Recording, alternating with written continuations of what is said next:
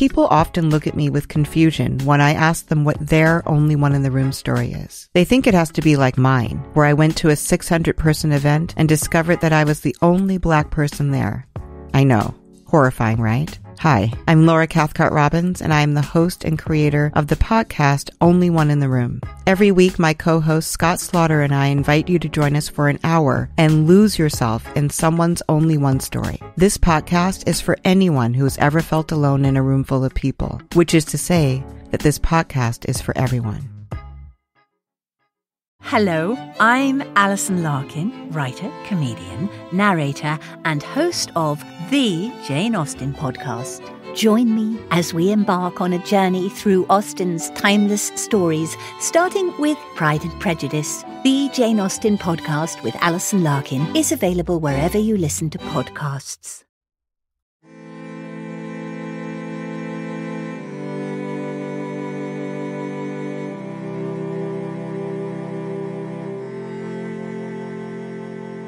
Hello, and welcome to Vulgar History, a feminist women's history comedy podcast. My name is Ann Foster, and this is a special episode that has been a long time coming, frankly. I'm going to set you back several months. Summer 2023. I was listening to the BBC History Extra podcast, which is an excellent podcast. They talk to authors about new books about history and things. And what caught my attention is that their guest is someone named Dr. Meg Foster. And I thought Foster, but that is also my last name. So, just in a sort of Foster way, I'm like, well, let's see what this is about. And what she was talking about was bushrangers, which at that point, I did not know what that word meant. But I listened to the episode. It was so fascinating. And what bushrangers are, and we're going to talk about this in depth in the episode, but they're basically bandits in colonial Australia. And not only that, but Meg, I'm going to call her Meg, Dr. Meg Foster, she's a historian of banditry, is one of her credentials, which is just like the most iconic thing I could ever imagine. If I had been told when I was a young history undergraduate student that you could specialize in banditry, my whole life might have changed. Anyway, Meg is on the podcast now, but again, I said this is a long time coming. So I listened to the episode. I was like, this is fascinating. And so I bought a copy of Meg's book, which is called Boundary Crossers, The Hidden History of Australia's Other Bushrangers. Effectively, I reached out to the Tits Up Brigade to ask, is anyone there in Australia? Because I have some questions about bushrangers, because what Meg's book is doing is sort of deconstructing the myth of bushranging. And I was like, but what is the myth of bushranging? Like, how are people in Australia, or how have they traditionally been taught about this? So someone named Kate, thank you so much, Kate, answered all my questions about bushrangers. Ned Kelly, thank you so much, Kate. So official Australia correspondent. And I guess another thing I want to mention too is that I know there's a lot of Australian listeners. That's been one of the groups who I hear feedback pretty regularly. People asking, are you going to do someone from Australia? And I've wanted to, but I haven't found quite the right person. And then I read Meg's book, Boundary Crossers, The Hidden History of Australia's Other Bushrangers. And one of the people in it is named Mary Ann Bugg. And that's who this episode is about. But I'll say that the book chapter, I was like, this isn't quite enough for a whole episode, really. But I was so excited about bushrangers. Patreons will know, simultaneously and coincidentally, friend of the podcast, Alison Epstein, was also really into bushrangers this past summer. And so Alison and I did a special Patreon podcast, just basically talking about how much we love bushrangers. I got Alison to rank the different bushranger names because the names are great. Like, we're going to talk on this episode about Captain Thunderbolt is one of them. There's also Captain Moonlight, incredible names.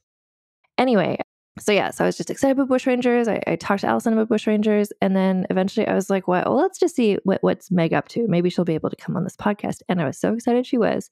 I think my email to her was like, I'm writing to you as a foster to another foster. Do you want to do a foster X foster podcast? Anyway, she did. It was the most complicated timing to figure out because the time difference from Saskatchewan, Canada to Australia is beyond my comprehension. Anyway, it all worked out. Both of our internets worked. It was great. And so, I don't know. I feel like I've just given a lot of ado. So without further ado, this is my conversation with Meg Foster about Mary Ann Bugg, but also she really helps explain bushrangers and their cultural context in Australia. So I can't wait for you to hear this. It's so exciting to me.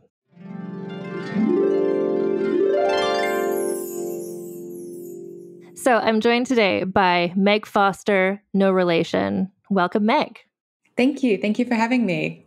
I'm really excited to talk to you for all kinds of reasons. But first, can we just talk about the fact that your last name is Foster and my last name is Foster? You're in Australia. Where were your Fosters originally from? Was it Scotland? My dad's actually a Kiwi, so from New Zealand, but I think they emigrated from England at some point. But shamefully, I don't know a lot about the family history that far back, so I should probably know a little bit more than I do. Mine is all sort of back and forth. It's like Scotland, England.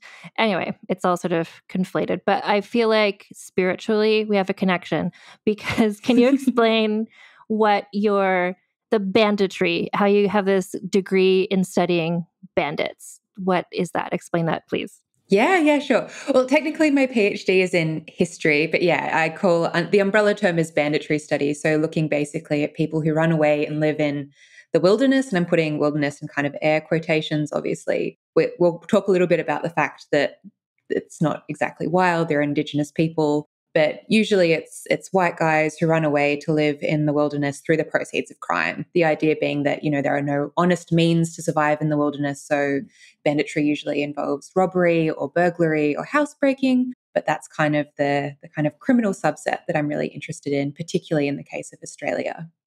And your degree is in the history of banditry, is that right? So it was a PhD in bushrangers in Australia. So yes. Oh my God. A PhD in bushrangers. Yes. Okay. This kills me. This is great. If I had known these are possibilities when I was a young undergraduate choosing my major, like the fact that you could. Anyway, that's great. Go on. Thank you. I mean, it's something that I kind of fell into, I guess. But yeah, so bushrangers are bandits that are particular to the Australian context. They're national heroes in Australia, which is something that's quite unique to us. Not many nations celebrate criminals as their national heroes. That's quite distinct. But to Australians today, these bandits are seen to represent this kind of underdog, kind of rough form of justice. There's this idea that they're kind of more just, more true than the authorities, and that their anti-authoritarianism are kind of like values that Australians like to believe that we hold as a country. But obviously this tradition that we celebrate today has longer historical roots, and those roots and the kind of messy entanglements of what are these white guys doing? Why do they become celebrated? And also, where are people of color in this story? That's something that I'm particularly interested in. I heard an interview you gave on, I think, the BBC History Extra podcast where you're talking about bushrangers. And I was like, this is so interesting. So then I got your book and I was reading it and I was explaining this to anyone who would listen. I was just like, did you know about bushrangers?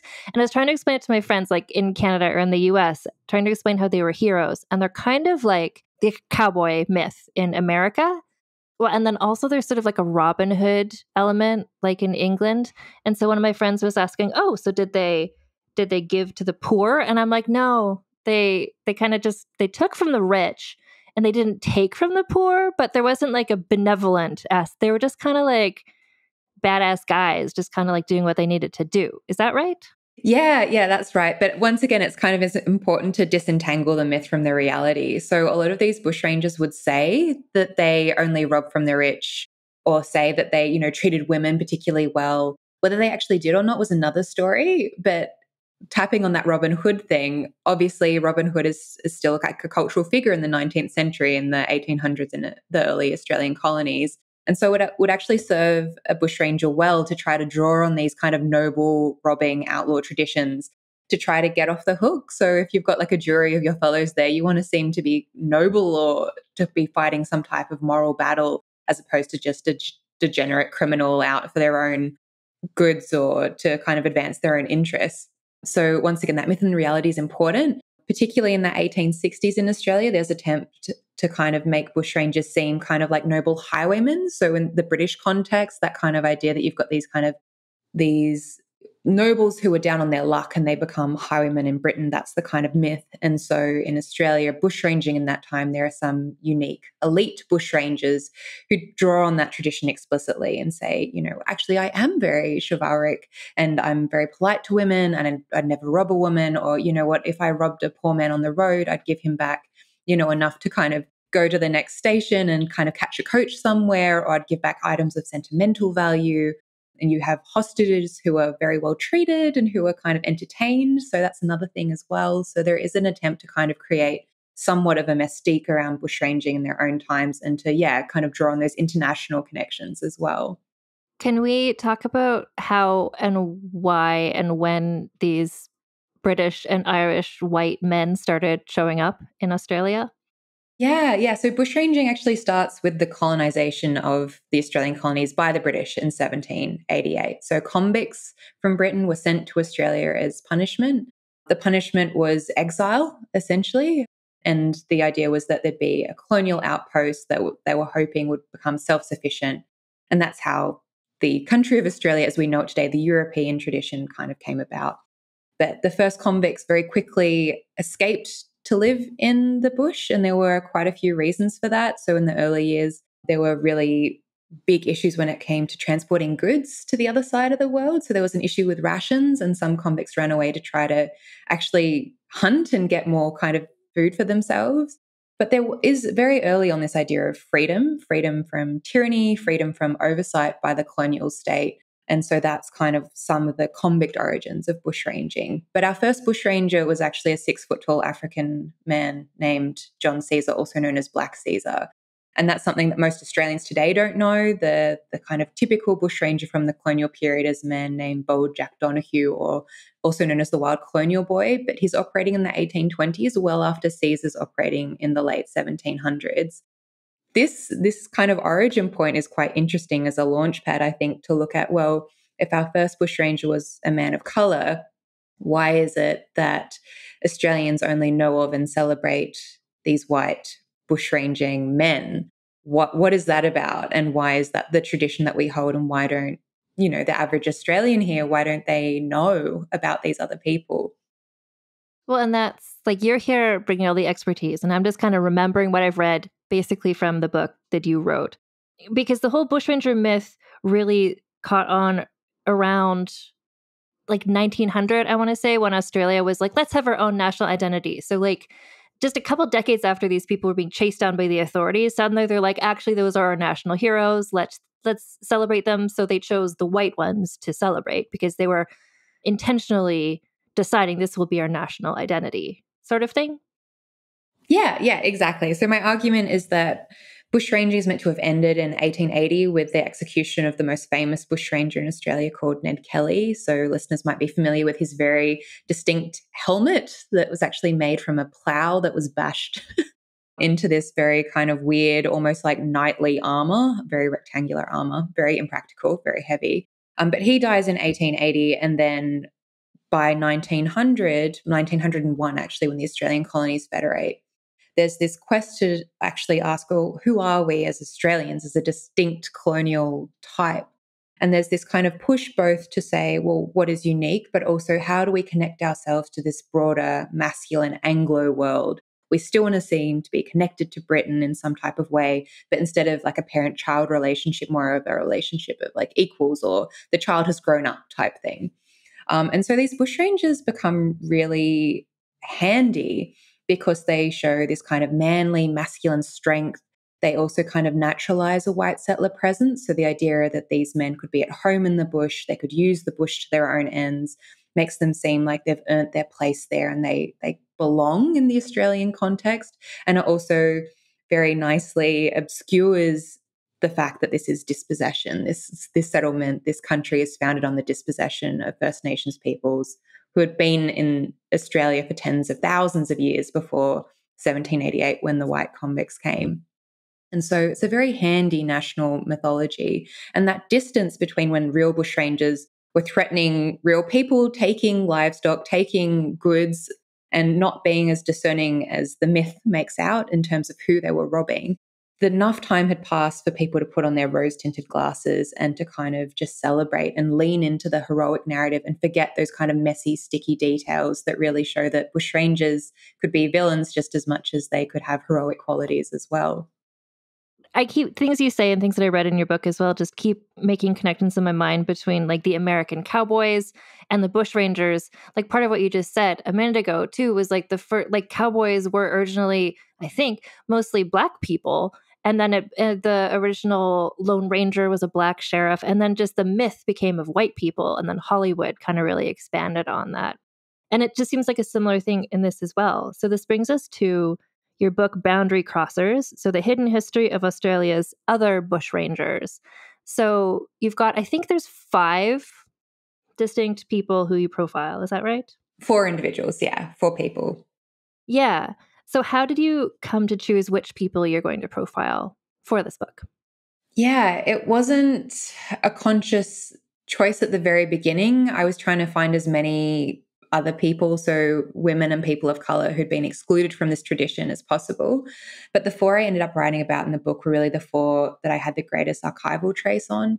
So the although white criminal men were obviously denigrated by the authorities and the well-to-do classes of society, we have way more about their lives, these white bushrangers. Even if it came to these political arguments, well, how do we prevent other white men becoming bushrangers? Well, let's look at their upbringing. Let's look at their education. Let's look at these push factors that may have led them into crime. But for these people of color who I look at, there are none of these kind of stories about their origins. There's no real interest in them before they start engaging in crime. And a lot of that is very heavily racialized because they're believed to be degenerate or to be naturally predisposed to crime because of their race. And so it was really difficult to piece together the lives of these people. And so the people in the book were the ones that I could find the most material on. And even then, it took me a decade to actually create the book and to write it properly, because I didn't just want to look at each of these people through colonial eyes. I didn't want to just see them the way that white colonists saw them, as kind of these colonial boogeymen in some instances, or as these nefarious criminals. I wanted to see them as people, and I wanted to try to recreate as closely as possible what they saw their own world, what they saw their own actions in relation to. And so that took a very long time. So that's another reason why there are only 4 individuals, and the ones in the book are the way they are. But also narratively, it becomes quite handy because the trajectory of when they operate, I can actually look at a broader span of Australian history through looking at that chronology of how each individual's life story intersects with these broader trends in Australian and global history in general. So it was quite handy in that way as well. So you outline these four different specific individuals in your book, and one that I wanted to focus on just for our discussion today, for many reasons, one of which is that this is ostensibly a women's history podcast, although I talk about all kinds of people at this point. But Mary Ann Bugg, I think her story is so what you were talking about, just Australian history, but also everything that her story has to do with the role of Aboriginal people. It gets into the status of Maori people. Like it's quite expansive. So I think it clearly the research you did here, like talking to some of her descendants, but also she was in court a lot. So I would imagine the court case records would be useful. So could you set up, well, maybe first what people might know about her, and then we can kind of dive into the research you did to explain the real story. Yeah, thank you. So Mary Ann Bugg is most famous in Australia today for being the partner of a white male bushranger called Captain Thunderbolt, very extravagant name. So in some depictions of his story, she's kind of like a loyal sidekick, someone in the background, kind of wanting to help out, but kind of never a protagonist in the narrative, always on the sidelines.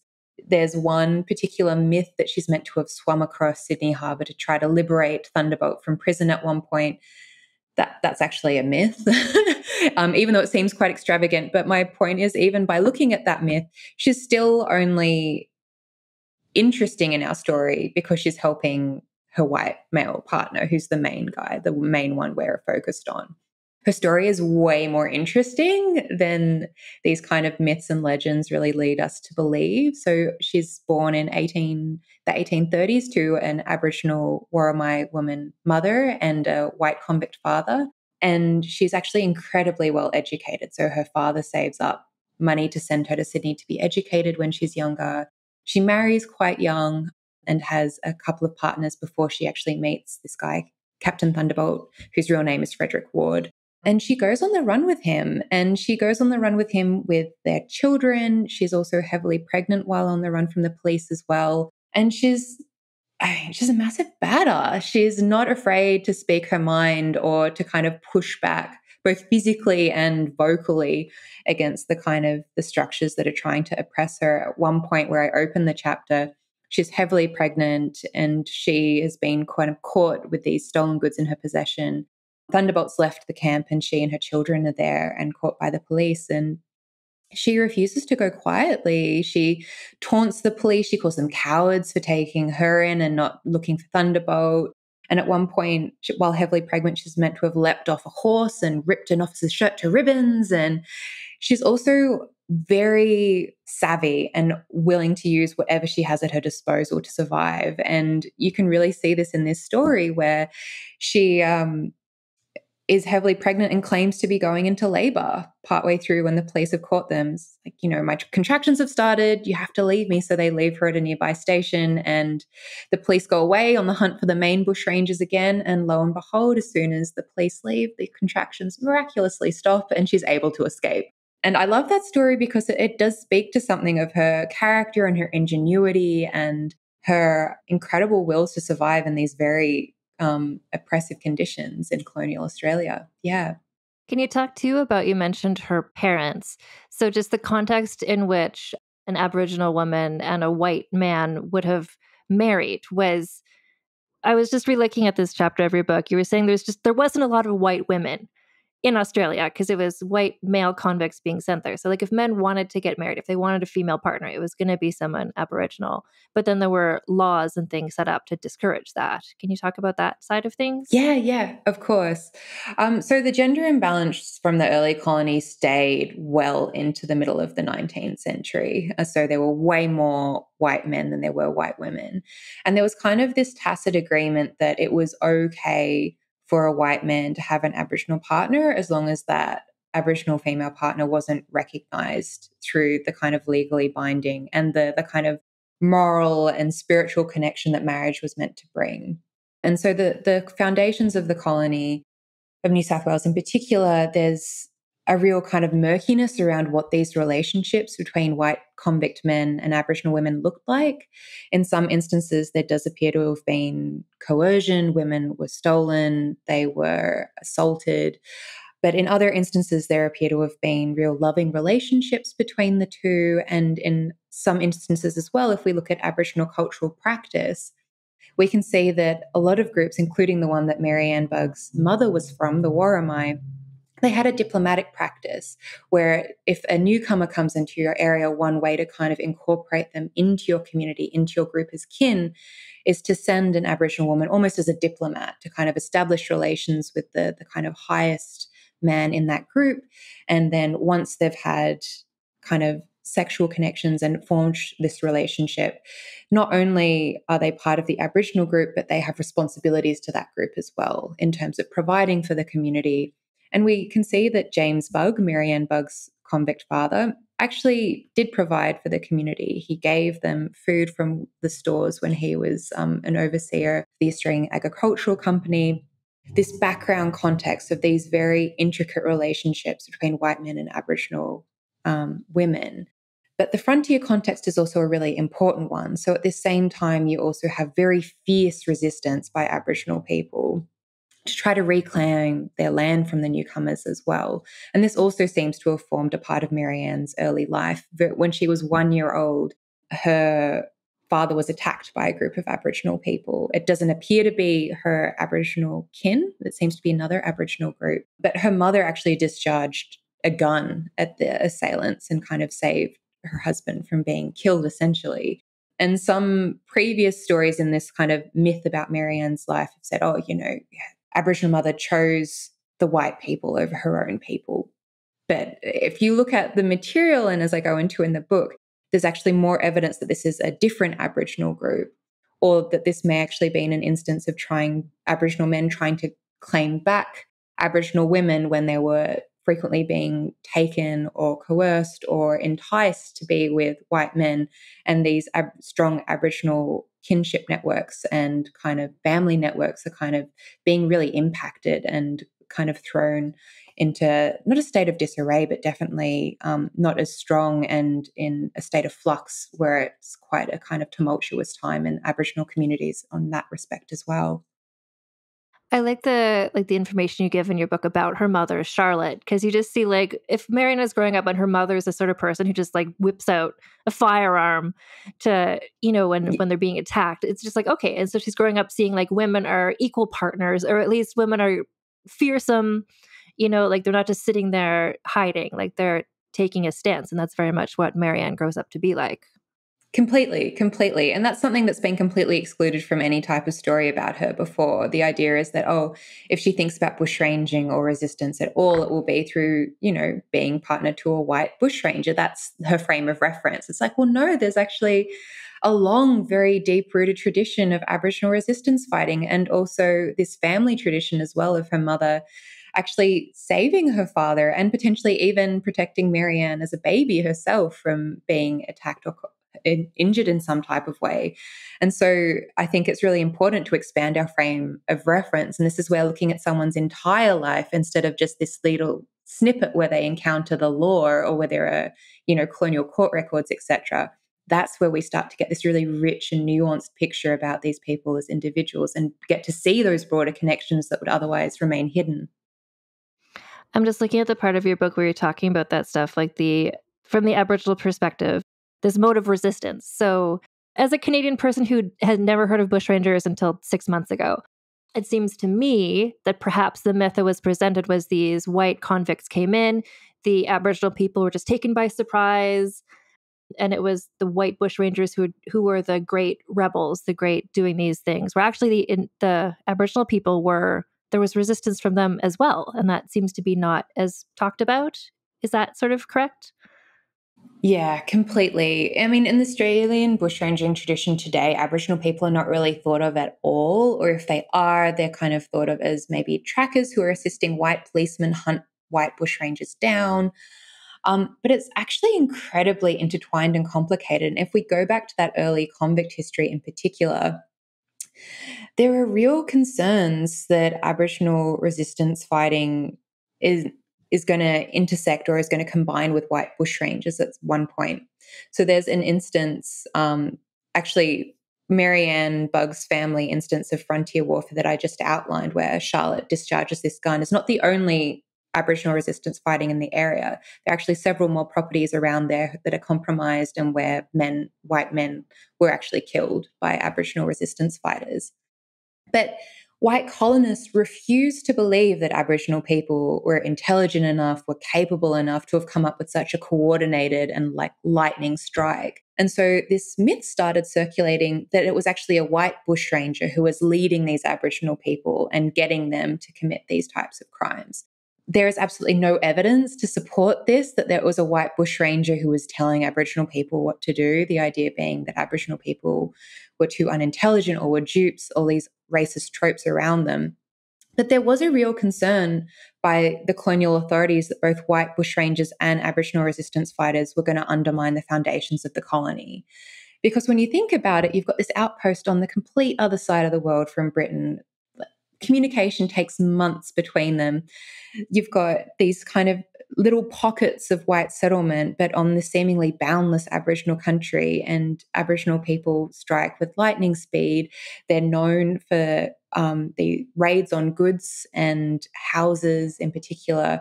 And so some of these tactics that are associated with white bushrangers, so lightning raids, taking goods, taking guns as well, are things that Aboriginal people did as well as a form of resistance fighting. And so they're both threats to the authorities, but I make a very conscious effort in my book to only look at Mary Ann Bugg and the other Aboriginal bushranger, Jimmy Governor, who's operating in 1900. I choose them and look at them as bushrangers because this is the 1860s when Mary Ann is on the run from the law. Frontier warfare is meant to have ceased in New South Wales by that time. And these are both two individuals who make active claims or have a kind of active connection with white bushranging that we think of it today. What I really don't want to do is look back with my, white colonial term of bushranging and say, all these Aboriginal people in the early period of the colony, what we're calling resistance fighting, that was actually bushranging. Like, you can't just use a colonial label and whack it on, especially because it diminishes and undercuts the fact that this is resistance fighting. This is pushback for colonization. This is an attempt to stop dispossession. And we need to see it on those types of terms. It's warfare. Yeah, it really reminds me just of what I've read about Canadian history, just where I live, but also in American history, when it's been filtered down through the white people who founded these countries. So they describe what the Indigenous people are doing in a way that serves the narrative that they want people to believe. Completely. And from what you're describing, like Australia being like the modern concept of Australia is a pretty recent country. So they kind of, out of whole cloth, they just sort of invented, okay, here's our national identity and here's how things have been.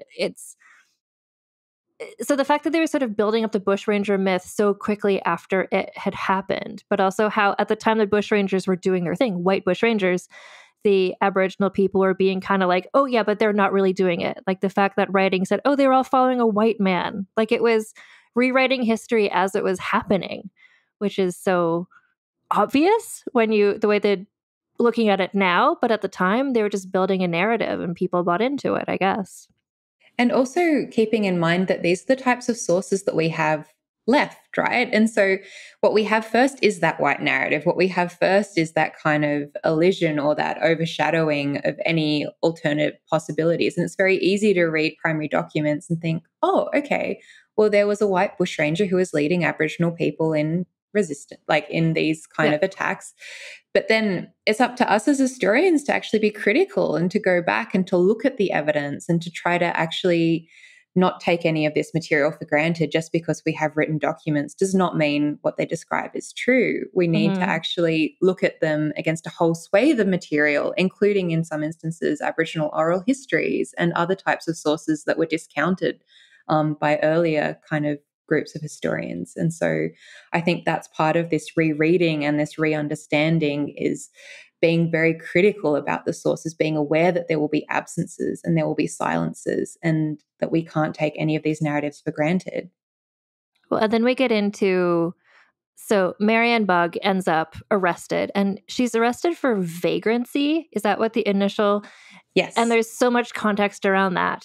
Can you explain the whole thing about Aboriginal people versus white people and who is a vagrant and who is not? Can you explain that whole messy thing? And now we're just going to take a break for a word from our sponsors. A bloodbath tonight in the rural town of Chinook. Everyone here is hiding a secret. 4 more victims found scattered. Some worse than others. I came as fast as I could. I'm Deputy Ruth Vogel. And soon, my quiet life will never be the same. Realm presents a 30 Ninjas production, Chinook, starring Kelly Marie Tran and Sanaa Lathan. Listen to Chinook wherever you get your podcasts. Do you know what lies within nothing? No.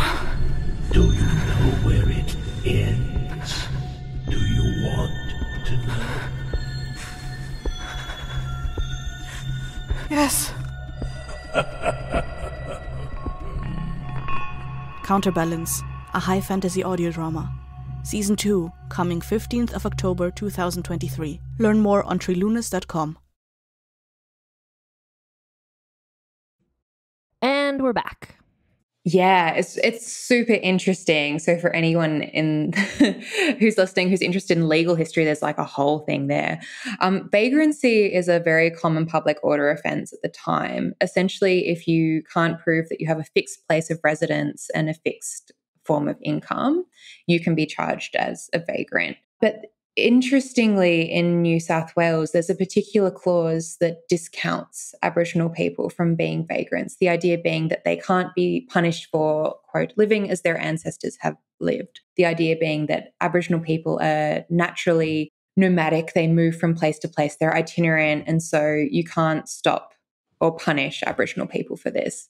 So obviously that in itself is quite loaded, the discourse around that. So you've got these so-called or self-described benevolent white men being like, we're not going to punish Aboriginal people for this. But Mary Ann is convicted of vagrancy. And there's this whole debate as to whether she has actually been, quote, civilized. And if she has been civilized, and I've got, this in very heavy air quotes. She is, I can say, I'm witnessing the air quotes. Yep. Yes. If she has been appropriately civilized, then the Vagrancy Act can apply to her because she's not living as her ancestors have lived. She's been lifted up out of that state of primordial Aboriginal tradition. And once again, very heavy on this being a colonial view. And that would mean that she is entitled to be convicted under this particular act.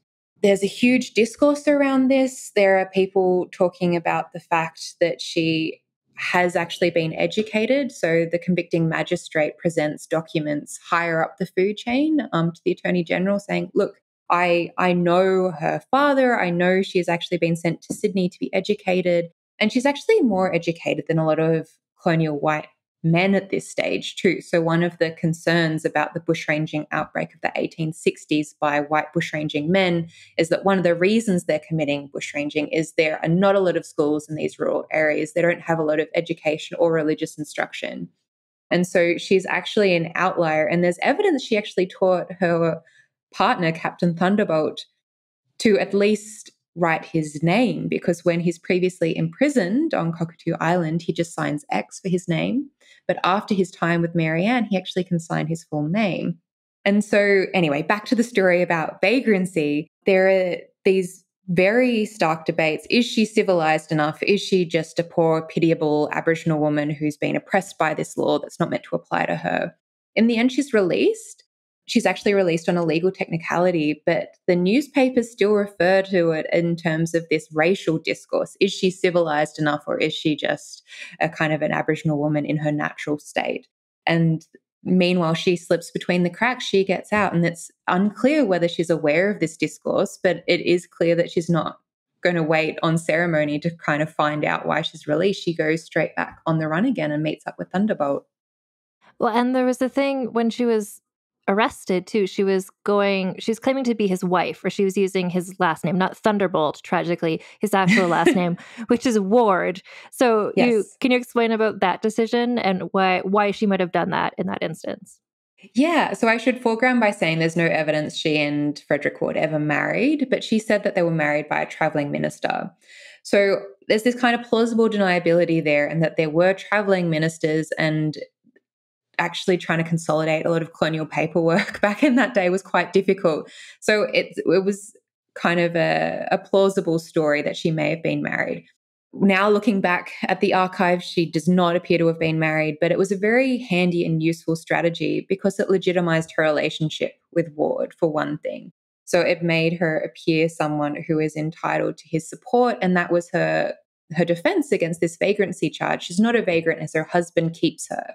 So like all good women, good wives, she wasn't expected to go out and fend for herself. If her husband provided for her through the proceeds of crime, well, that was his doing, that was his crime. But she was being provided for by her husband. So it legitimizes their relationship.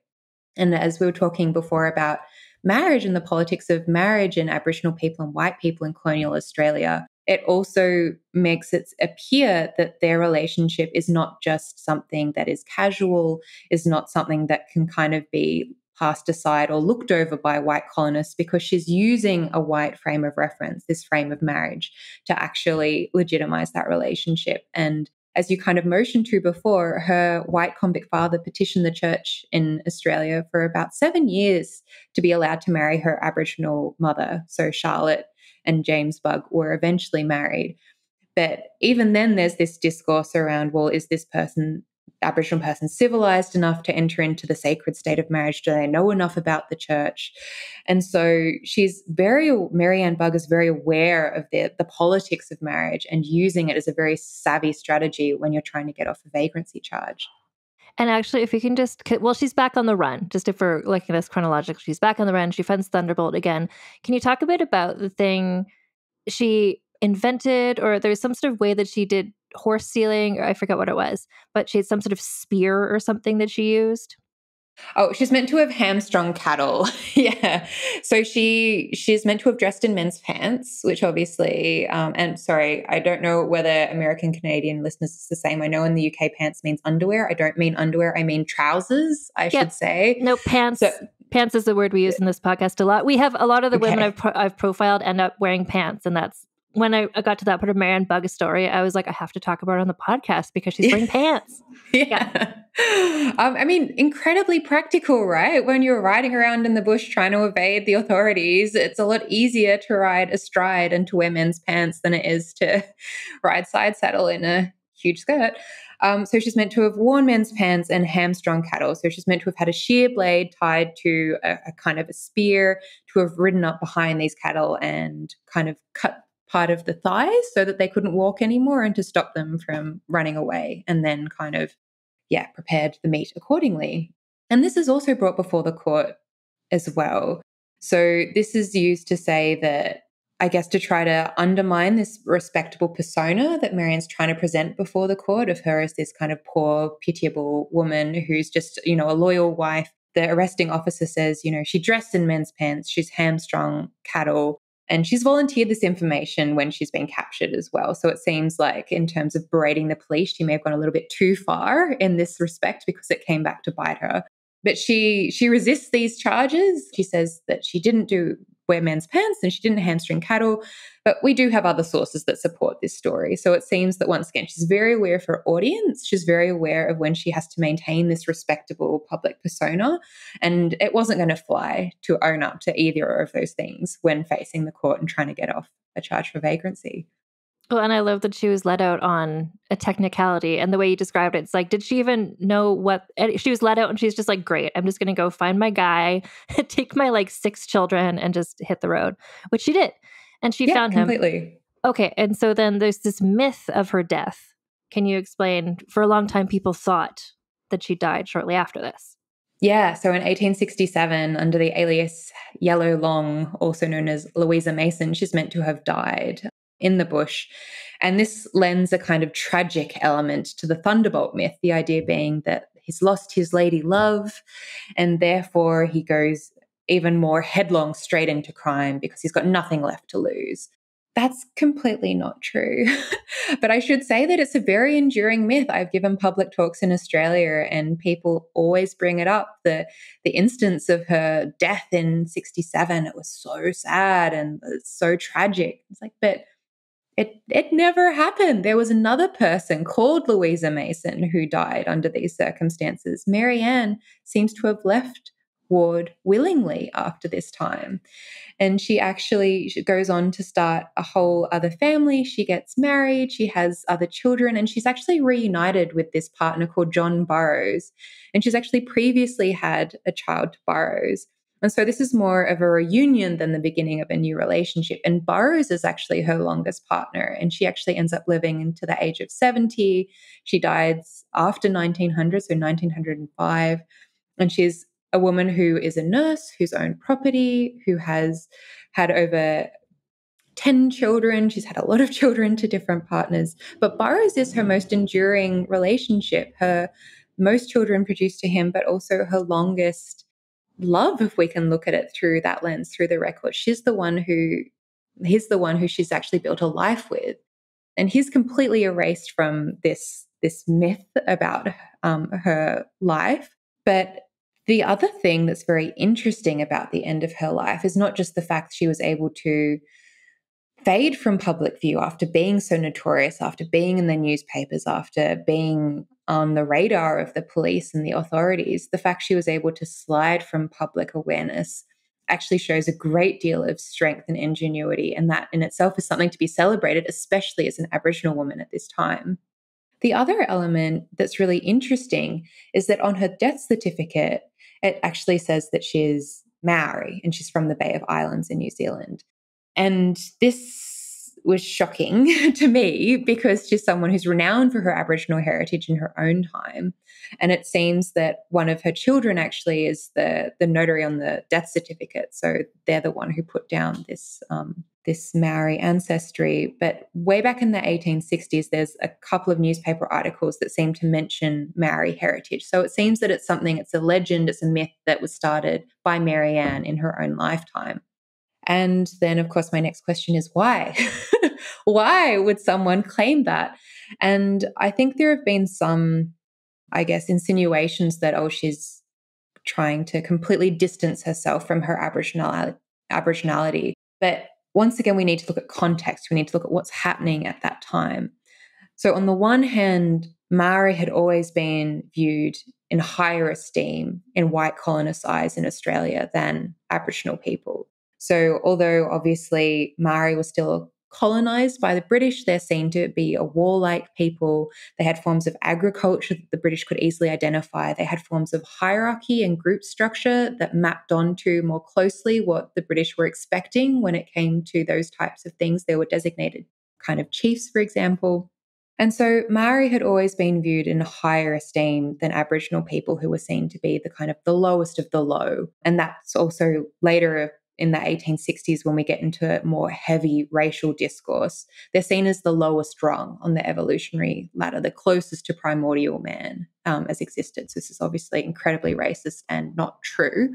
So one reason she may have claimed Maori ancestry is to try to have that higher esteem, to kind of use the pigmentation of her skin that you can't deny, but to shape that, to change that and tap into this broader understanding of Maori as higher.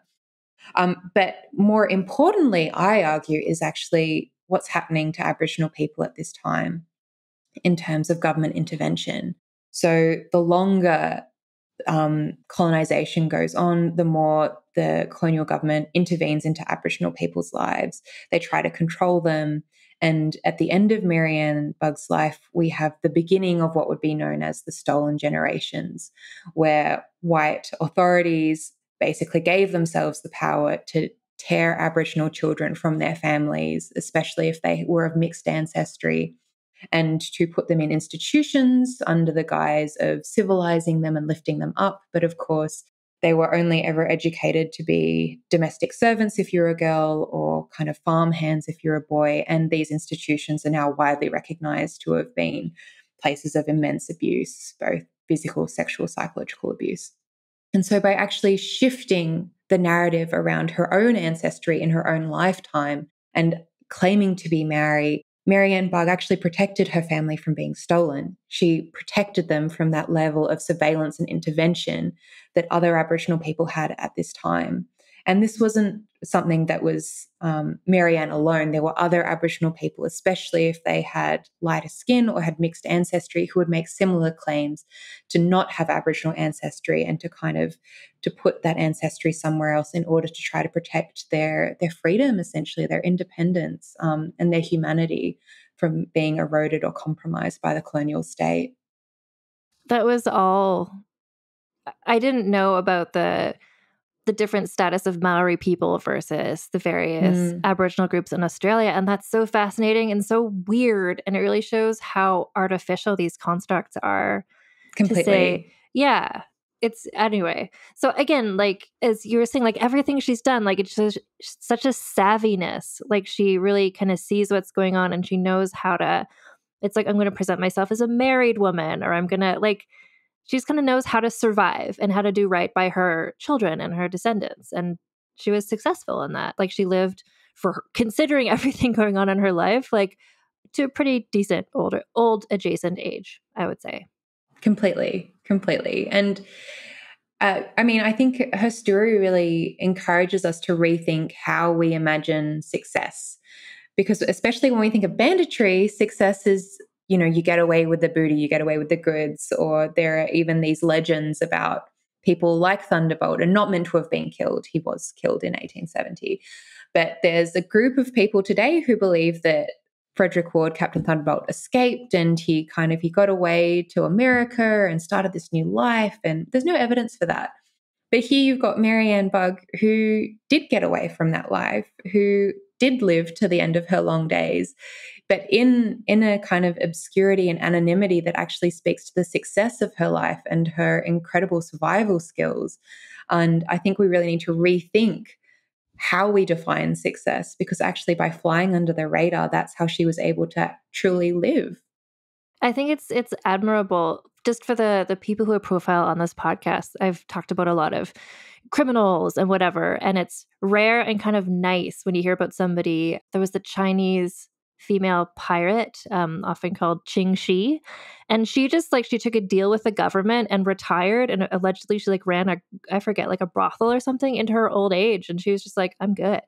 And I thought that's the goal, not to just keep being thrown into jail time after time your whole life, just to be able to kind of fade into the background. That shows how good, like Mary Ann Bugg, how talented she was. Completely. Yeah, to be so notorious and then to just kind of fade away, seemingly. Yeah, exactly. And make it appear to be fading away, but actually make very active steps to carve a space and a life for herself and her family that she wanted. And maybe it doesn't make as exciting, a movie or something, but it makes a much more satisfying life story, I would say. I agree. I didn't warn you about this at all, but because we've really talked about Mary Ann Bugg so much, I think I have a scale that I judge people on for my podcast. And I'd love to have your input to include her in that. So there's 4 categories, and they're all judged from 0 to 10 of how much you think this is represented in her story. And the first category is scandaliciousness. How scandalous. Her life story or her story on the run? I think the most scandaliciousness she had was when she was on the run. So I think on the run in court, like the highest level she would have reached at all would have been what, do you think? Oh, I mean, she was pretty notorious. So 9.5. 9.5, sure. A half is always fine. The next category is her scheminess. And so that's not just like, haha, I'm making a scheme, but just like resourcefulness, like cleverness, like being able to 10. pivot. Yeah. 11. 11 out of 10. More if possible. Yeah. The next one might be more challenging.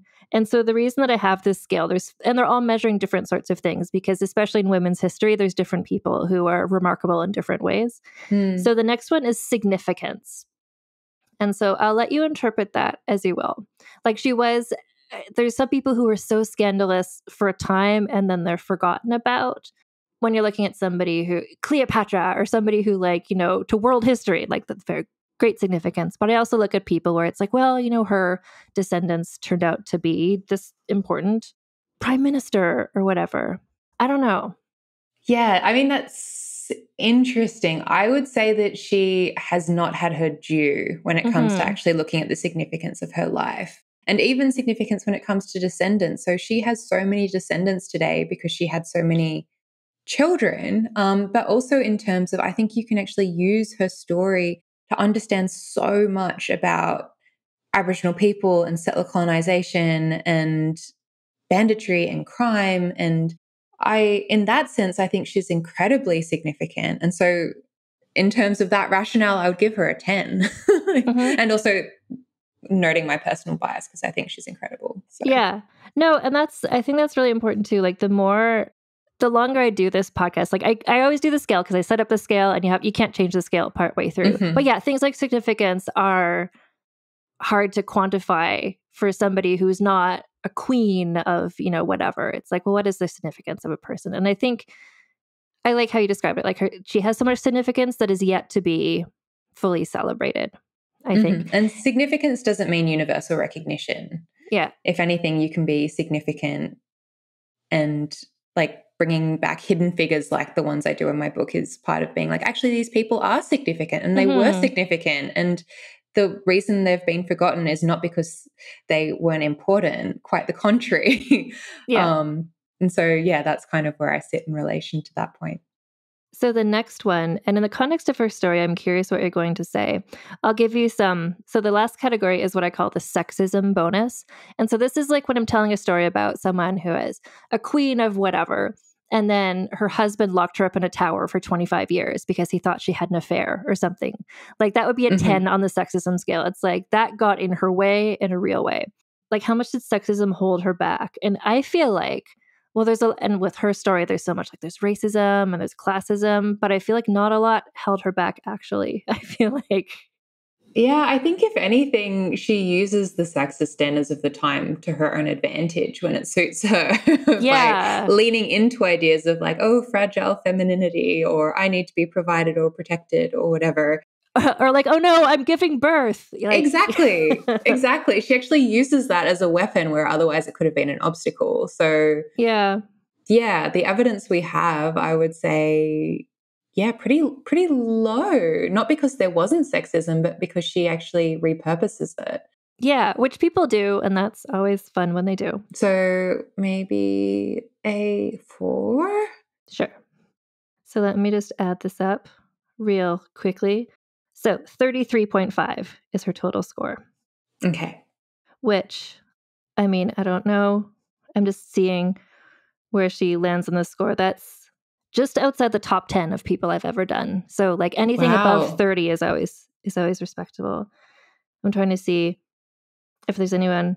Oh, I mentioned the Chinese pirate, Zheng Yisao, aka Qing Shi. She has a 35. So Mary Ann Bugg just slightly below her. And I like two people who like had a comfortable retirement. I love this for her. I love this high score. Because, yeah, honestly, and thank you so much for going through that with me. Because I read your book and I was like, oh, I really want to talk about her on the podcast, but I'm not personally able to. So no, thank you. Thank you for letting me share her story. As many people as I can, I think, should hear it. So can you quickly, I mean, you know, everyone should read your book, obviously, but just who are the other 3 people who you profile in your book? Yeah, so the book opens with the life of a man known as Black Douglas. His real name was William Douglas, but he's actually African American. But yeah, I won't give too much away about his story. Then we have Sam Pu, who's a Chinese bushranger from the Fujian province of China. And then finally, apart from Mary Ann, we also have another First Nations bushranger called Jimmy Governor, who's operating around 1900. So as we know from the context, he's operating at a time when bushranging is meant to have ended and when the national bushranging legend is starting to really come about. So his story is very interesting for the fact it kind of messes up those really nice, neat periodizations I was talking about before. Well, and also I do want to clarify, you mentioned that William Douglas was African American, and I want to contextualize, like, you're not just saying he was Black, like he was from Philadelphia. Oh, he was literally from American. Yeah, I just want to clarify so people know that, like, that's literally what you mean. Yeah. So there's a bit of American history in the book as well. But once again, interesting. So I start from the Australian perspective, and he's known as this colonial boogeyman in the 1850s in Victoria. No one cares about where he came from. No one cares about his origins. He's just known as Black, and that's enough. But obviously there's a very specific heritage that he has and a very specific journey he went on to even get to the Australian colonies to begin with. So yeah, shameless plug, read my book to find out. No, exactly. And I do also want to mention Sam Pu, who's from China. Like, I was just like, oh, like, of course people would have gone from China or any Asian country to Australia. Like, it's in terms of proximity, like that makes sense. But I've just never heard of a historical Chinese person in Australia. Like, that's not something I've ever encountered.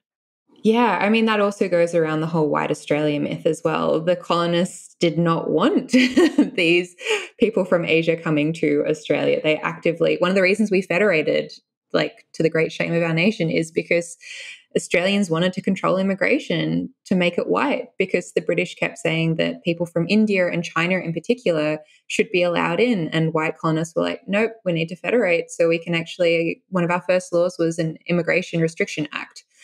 And so that's something that a lot of Australians today think, oh, Chinese miners came over in the gold rush, like that was kind of it. But there was a longer history of Chinese immigration, and Sam Pu's story really taps into that as well. There's an indentured labour story. There's a story that links to the end of the convict period. And that's something that I hope to kind of bring into the mainstream discussion about Australia's relationship to Asia.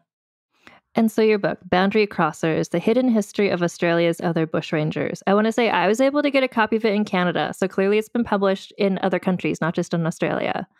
Yes, yeah. So there are world distribution rights. So every country, I mean, on paper at least, every country should have a distributor, and they make some copies to order as well in places where there isn't a direct kind of license. So yeah, should be accessible. Which is good. And so for me, like, I know everything I know about Australian history is largely from this / the Heath Ledger movie about Ned Kelly.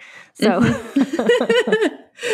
I mean, I was going to bring that up before. I feel like that's what a lot of Australians know about Australian history in terms of bushranging history. They think Ned Kelly, Heath Ledger, or Mick Jagger actually played Ned Kelly in the 70s. So there's, a longer history of hotties playing Ned Kelly, but I think that's an extra podcast. Oh, I already did that podcast. I did a movie review of Ned Kelly on my Patreon. But I think I read when I was watching that movie that, like, one of the first movies made in Australia, like a silent movie, like a silent short, was about Ned Kelly, I think, like in the early. It was the first major motion picture. It was actually the first major motion picture in the world. So it's not just Australia, it's globally. It was the first full major motion picture, was the true history of the Kelly gang. So like that's so, to me, so recent to when they were running around to be like, actually, these guys were heroes. Is the turnaround was just really shockingly quickly from like executing him to being like, actually, he's a hero. Yeah, I mean, there were very quickly attempts to censor material, though, as well. So there's a very big concern on the part of the authorities to be like, well, we don't want to celebrate these guys and condone crime and make out like everything's fine. We don't want the common people to relate to this. And so there were attempts to shut that down. Very quickly after Ned Kelly was executed, his sister actually creates a play about the gang and their life, and she plays herself, surprisingly. That gets shut down for censorship reasons to try to stop celebrating crime. So there are definite government attempts to intervene and to kind of quash that sentiment, but it obviously endured into the present day. This is mentioned in your book, and I love it as a detail. The Sydney Olympics opening ceremonies, there's a bunch of people in costume as Ned Kelly, like dancing or something. Like, with guns blazing. Yeah, basically fireworks coming out of these huge guns. So yeah, this is another very interesting element of the whole bushranger mythology, is for something that was previously an anti-authoritarianism, like grassroots, underground, like hero cultural product. It's now been legitimized and chosen by the authorities, by the government, to represent the entire nation to the world in something like an Olympic Games opening ceremony. So you could say it's come full circle from being decidedly criminal and the authorities are aghast to being wholly accepted and embraced as a symbol of the nation writ large. I have one more question for you that's an Australia-based question. This episode is going to be coming out on or around Halloween, which I believe is not a major holiday in Australia, but you do have various fancy dress things and people wear costumes to school for various reasons. Is it true that children would dress as Ned Kelly with just cardboard, paper, armor, helmets? Is that something you've seen? Oh, definitely. People dress as Ned Kelly all the time for all sorts of reasons, including incredibly obscure ones, like for athletics carnivals, or like, people might dress up in a gorilla costume for something. People dress up in Ned Kelly costumes, but there are also diehard fans who will get together and dress up in Ned Kelly costumes. I recently went to a regional museum in New South Wales where a local blacksmith had made his own replica Ned Kelly armor.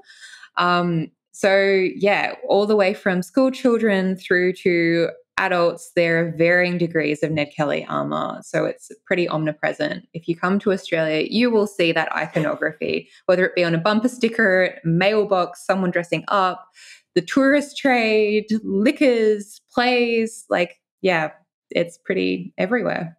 Yeah, which is, anyway, that's a whole other discussion for another day. Like, it is. Ned Kelly himself.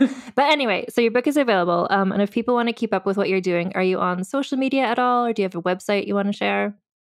I'm not sure how much longer I'll be on Twitter/X considering the way it's going, but I do have a Twitter at the moment. It's mfoster_history. And I can be found by Googling Meg Foster, but put in historian because there's an actor from the 80s who's also called Meg Foster who you might get confused by. That's not me. And I'll try to keep posted that way. I'm thinking of creating a website, but we'll see how that goes. Well, perfect. Thank you so much for talking with me on this episode. I was really looking forward to this, and it lived up to all my expectations. Oh, thank you. It's very sweet. Thank you for having me.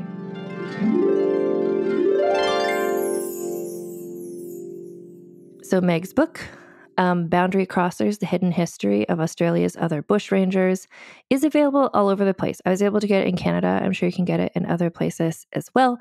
I have a little link in the show notes if you want to buy it from bookshop.org, which when you buy stuff from there, then a little bit of money kicks back to help support this podcast. I do also want to say, since we recorded this past summer, so Meg is commencing a post as Chancellor's Research Fellow at the University of Technology in Sydney in 2024. So she's just like killing it, going around talking about bandits all over Australia, and you love to see it. As a foster, I just love to see other fosters just thriving in this way. So, other things to talk about that we usually talk about at the end of all the episodes. As I mentioned, people in Australia have been reaching out asking, please do a person from Australia. I'm so happy to finally have been able to do it in this comprehensive way. And I was really happy also that it was an Indigenous Australian person who we were able to talk about. If you have suggestions of people who you'd like for me to talk about on this podcast, or if you're from a country, because I said a long time ago, I want to do at least one episode from each country where there's a member of the Tits Out Brigade. So if you're from a country that has not yet had an episode, let me know that too. And you can reach out to me if you go to vulgarhistory.com. There's a little message contact form, or you can also email me directly, vulgarhistorypod@gmail.com. I'm also on Instagram and Threads at vulgarhistorypod, where my DMs are open. You can also message me that way. And if you want to support the podcast with merch, if you're thinking of holiday gift giving or whatever. So if you go to vulgarhistory.com/store, you can find all of our honestly iconic and also ridiculous merch. We've got like John Knox saying whores. We've got the Renaissance Reformation Girl Squad, Mary Shelley, Goth Queen, Mom Friend. Just so many phrases from the show, basically all of which were suggestions from you all that you would like to see as merch. So anyway, you can get that there. And there's sales going on constantly. If you go to that site and there's not a sale, like wait a day, there's probably going to be another sale. But I always try to update in my Instagram stories when there is a new sale. If you're outside the US, like if you're in Australia and you want to get merch, a better option is at Redbubble. So if you go to vulgarhistory.redbubble.com, just the shipping is a bit better from that site. You can also support this podcast on Patreon. I mentioned before that Allison and I did an episode just gushing about how much we love Bushrangers. Allison ranked all their names. So if you want to support the Patreon, you can get access to these bonus episodes if you pledge at least $5 or more a month. Or honestly, if you just want to listen to that episode, you can just log on, find that episode, and just do like a 7-week free trial, and you can hear it. Anyway, so you can support the podcast for as little as $1 a month. And for $1 a month, you get early ad-free access to all episodes. It's at that $5 or more per month where you get the bonus content, the after show. So this asshole, Vulgar Peace Theater, where we have discussed, because Allison and I just really had a Bushrangers era this summer. We got Lana also to listen to or to watch the movie Ned Kelly starring Heath Ledger. And what else do I say? Yeah, and also if you want to join the Patreon, you can also join for free. There's a free membership option now. And what you can do with that is you can join the book club, which is where we've been talking about Let the Dead Bury the Dead by Alison Epstein, which there's no Bushrangers in that book, but it's a great book. And this week, actually, I was just double checking when you're listening to this because, got to make sure that I'm saying the right dates. So you're listening to this middle of November. This upcoming Saturday, I'm going to be recording live with Allison, where I'm going to be talking with her about the book and asking questions, my own questions, but also your questions. So there's a post there in the vulgarhistory.com/book club where you can leave your questions for Ask Allison Anything, AAA, AAA. And the discussions are still, I don't know, they're going to always be open. If you want to come in and look at any of the book club posts and talk about this amazing book, Let the Dead Bury the Dead by Alison Epstein, join the book club at vulgarhistory.com/book club. There are transcripts available of this podcast available at vulgarhistory.com, and they're kind of going from the newest ones backwards. So if you like to read your podcast, if you want to cite this podcast in your history university course or whatever, that's where you can find them. And these are done by Aveline Malik from the Wordery. Thank you so much to Aveline and to the Wordery for providing these transcripts. And I do also just want to remind you about our brand partner, Common Era Jewelry, which is a 100% woman-owned small business using recycled gold and makes their pieces made to order. And why I partnered up with them is because they have a collection called the Difficult Women Collection, which is basically tits out people like Boudica, Cleopatra, Agrippina, and Anne Boleyn, as well as mythological figures like Medusa, which I have the Medusa necklace, and Aphrodite. So their pieces are available in like gold and silver, and also in gold vermeil, which is a more affordable option. Anyway, the Anne Boleyn pendant, I've been waiting, and I will let you know the instant I know that it's ready. But later this month, Anne Boleyn is going to be available in gold vermeil. And if you want to get some of the pieces from Common Era Jewelry, just go to commonera.com/vulgar or use code vulgar at checkout for 15% off. And honestly, I'm so excited I got to talk about Bushrangers finally. Mary Ann Bugg, iconic, we stan. And I'm really happy to have this connection now with the Australian listeners who've been waiting for a long time for an Australia-based episode. I want to say to people of other countries, I do have stuff on the way coming up in the next little while, like New Zealand, I see you, Ireland, anyway, lots of other places. So if you have a suggestion or a request or who you'd like to hear talked about on this podcast, let me know. And until next time, everybody, keep your pants on and your tits out. Vulgar History is hosted, written, and researched by Ann Foster and edited by Christina Lumagi.